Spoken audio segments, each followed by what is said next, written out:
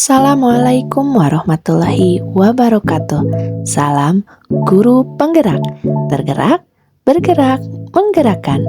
Bertemu kembali bersama saya Fitri Auliadi Kusuma, CGP Angkatan 10 Kabupaten Garut. Pada tahap demonstrasi kontekstual 1.4 kali ini, saya melaksanakan praktik segitiga restitusi. Sebelum ke video praktiknya, mari kita ingat kembali apa itu segitiga restitusi. Menurut Gosen, segitiga restitusi adalah proses menciptakan kondisi bagi peserta didik untuk memperbaiki kesalahan mereka, sehingga mereka bisa kembali pada kelompok mereka dengan karakter yang lebih kuat. Melalui restitusi, kita dapat membantu murid menjadi pribadi yang memiliki tujuan, disiplin positif, serta memulihkan dirinya setelah berbuat kesalahan. Bukanlah pada bagaimana berperilaku untuk menyenangkan orang lain atau menghindari ketidaknyamanan, namun tujuannya adalah menjadi orang yang menghargai nilai-nilai kebajikan yang sudah mereka pelajari. Restitusi membantu murid untuk jujur pada diri sendiri dan mengevaluasi dampak dari kesalahan yang telah dilakukan. Restitusi memberikan penawaran, bukan paksaan. Terdapat 3 langkah dalam segitiga restitusi. Yang pertama adalah menstabilkan identitas, yang kedua adalah validasi tindakan yang salah, dan yang ketiga adalah menanyakan keyakinan. Nah, pada praktik segitiga restitusi ini ada 2 kasus yang saya tangani, yaitu yang pertama, murid yang menyontek saat ulangan, dan yang kedua, murid yang mengejek temannya. Mari kita simak praktik segitiga restitusi berikut ini. Dam, mengerti kalimat apa?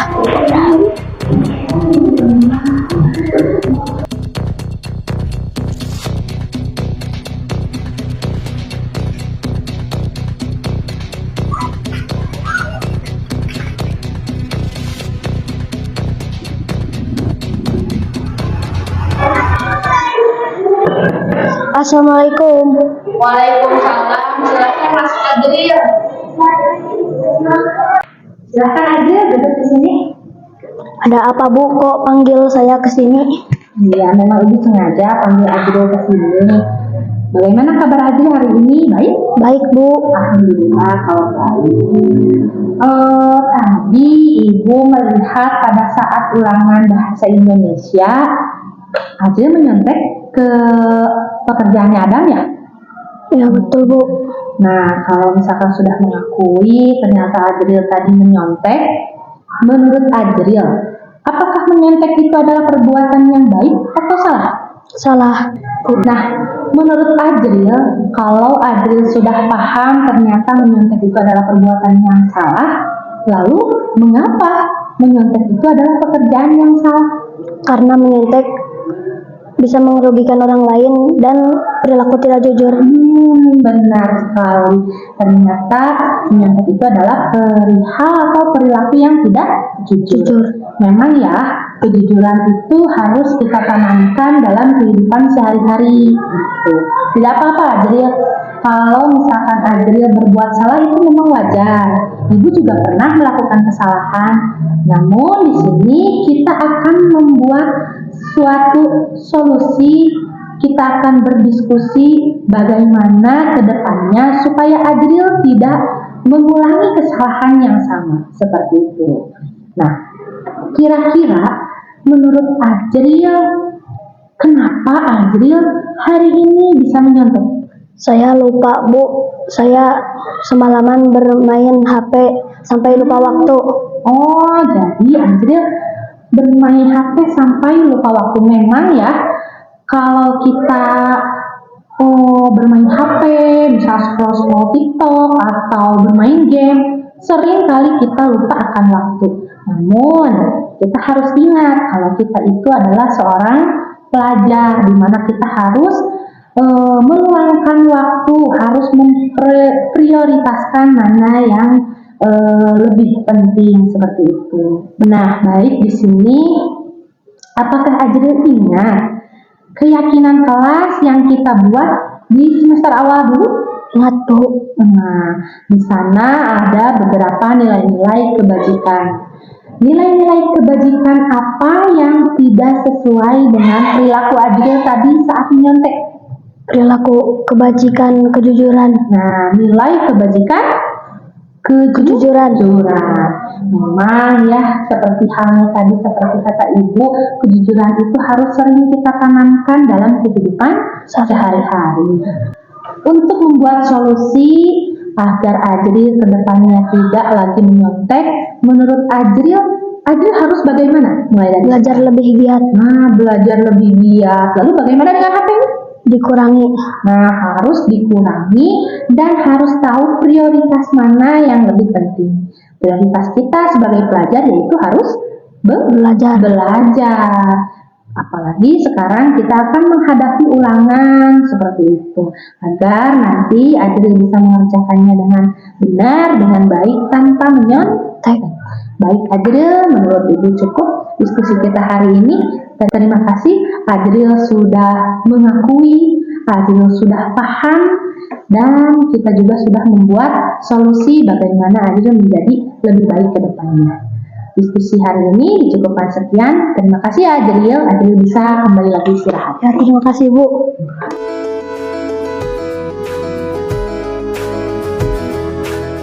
Assalamualaikum warahmatullahi wabarakatuh. Halo, saya Azril. Tadi saya melakukan kesalahan menyontek saat ulangan bahasa Indonesia. Bu Fitri tidak langsung menghukum saya. Saya diajak berdiskusi untuk mengetahui kesalahan saya dan mencari solusi agar saya tidak mencontek lagi. Saya berjanji akan belajar dengan sungguh-sungguh. Terima kasih.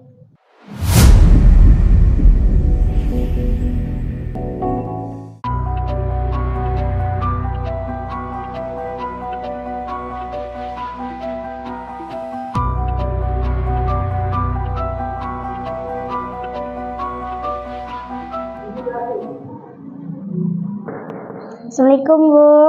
Waalaikumsalam. Silakan masuk Putra. Ya, terima kasih Bu. Silakan Putra duduk di sini. Ya, terima kasih Bu. Ada apa Bu? Kok panggil saya ke sini? Iya, sebetulnya Ibu memang sengaja panggil Gutran ke sini. Tadi Ibu mendapatkan laporan dari Yumna, ternyata Gutran mengejek Yumna, betul apa tidak? Betul Bu. Begitu. Berarti Gutran mengakui ya kalau tadi Gutran telah mengejek Yumna. Kapan? Tadi Bu, waktu istirahat di depan kelas Bu. Oh, waktu istirahat di depan kelas. Kalau misalkan Gutran sudah mengakui, berarti Gutran bagus, sudah jujur hari ini. Nah, di sini menurut Gutran, apakah mengejek teman itu adalah perbuatan yang baik atau salah? Salah Bu. Nah, berarti perbuatan itu adalah perbuatan yang salah. Kalau mengejek itu, kenapa perbuatan mengejek itu bisa salah? Karena Kenapa? mengejek itu bisa teman kita menjadi sakit hati dan malu di depan teman-teman kita. Oh, jadi kalau ketika kita mengejek, teman kita bisa sakit hati dan bisa saja malu dilihat teman-temannya. Benar. Seperti itu. Ya, tidak apa-apa kalau misalkan Gutran sudah mengakui, tidak apa-apa. Memang setiap manusia itu pasti punya salah. Iya, termasuk juga ibu juga sampai saat ini ibu juga sering melakukan kesalahan. Namun di sini ibu tidak akan membuat siapa yang salah, siapa yang tidak salah. Tapi di sini ibu akan berdiskusi dengan Gutran bagaimana kedepannya kita bisa tidak melakukan hal atau kesalahan seperti itu lagi, ya. Nah, di sini ibu juga akan bertanya, kok bisa Gutran tiba-tiba mengejek Yumna pada saat itu? Jadi gini Bu, kemarin itu Yumna itu mengejek nama ibu saya di depan teman-teman. Seperti saya malu, jadi saya membalas dendam. ke Yumna. Membalas dendam ke Yumna. Memang ibu sangat salut kepada Gutran yang sudah mempertahankan harga dirinya, harga diri seorang ibunya gitu. Ketika Gutran diejek, Gutran melawan atas nama harga diri Gutran, itu mempertahankan harga diri Gutran. Memang itu ibu salut seperti itu. Tetapi kalau kita saling membalas dendam atas perbuatan teman kita, itu tidak akan selesai-selesai, malah menambah terus masalah. Nah, seharusnya ketika Gutran mendapatkan ejekan dari teman, seharusnya Gutran bagaimana? Seharusnya laporan kepada ibu. Seharusnya Gutran lapor ke ibu. Nanti ibu yang akan mendiskusikan kalian. Kalau kalian ternyata terus saling membalas dendam, itu tidak akan beres. Ya, seperti itu. Oke, Gutran? Ya. Nah, di sini ibu akan bertanya, coba Gutran ingat-ingat lagi. Dulu, waktu semester awal, kita telah membuat keyakinan kelas, betul atau tidak? Betul, Bu. Nah, di mana di keyakinan kelas itu di dalamnya ada beberapa nilai-nilai kebajikan. Menurut Gutran, ketika kita mengejek teman, apakah itu sudah termasuk dalam nilai-nilai kebajikan tidak? Tidak. Betul sekali. Mengejek itu bukan sebagian dari nilai-nilai kebajikan. Bukan. Kalau begitu, mengejek itu bukan nilai-nilai kebajikan yang mana?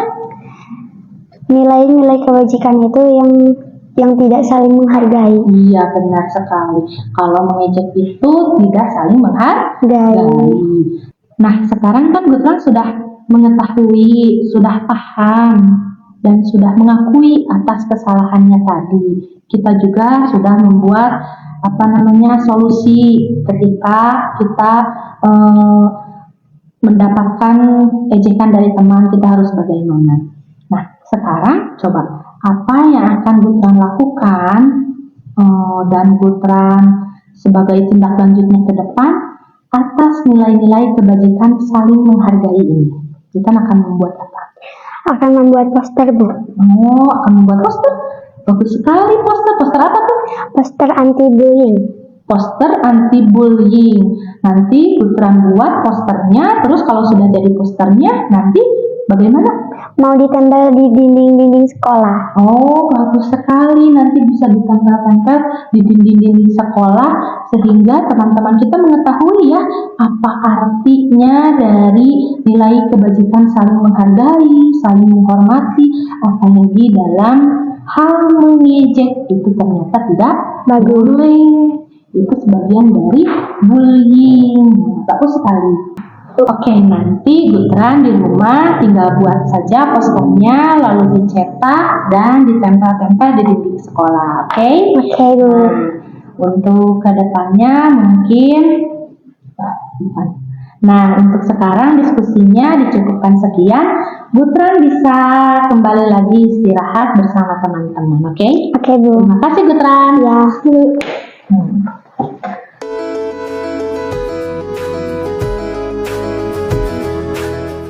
Assalamualaikum warahmatullahi wabarakatuh. Hai, saya Gutran. Tadi saya melakukan kesalahan mengejek teman saya. Bu Fitri tidak langsung menghukum saya.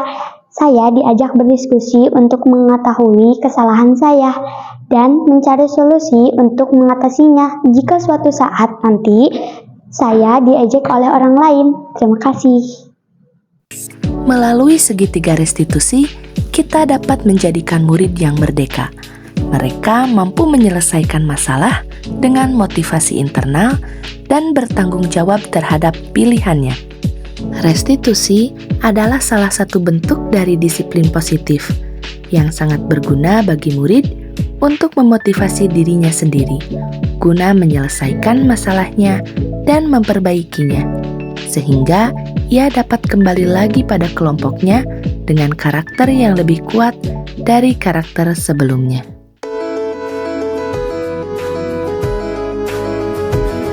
Assalamualaikum warahmatullahi wabarakatuh. Saya Atmanah, rekan sejawat dari Ibu Fitri Auliadi Kusuma, CGP Angkatan 10 dari Kabupaten Garut. Saya tadi melihat Bu Fitri mempraktekkan segitiga restitusi dalam menyelesaikan permasalahan yang terjadi pada murid.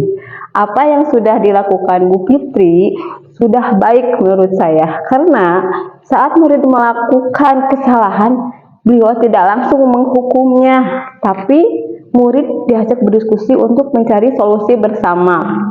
Semoga apa aja yang dilakukan Ibu Fitri bisa menumbuhkan budaya positif di sekolah kami. Ya, terima kasih. Assalamualaikum warahmatullahi wabarakatuh.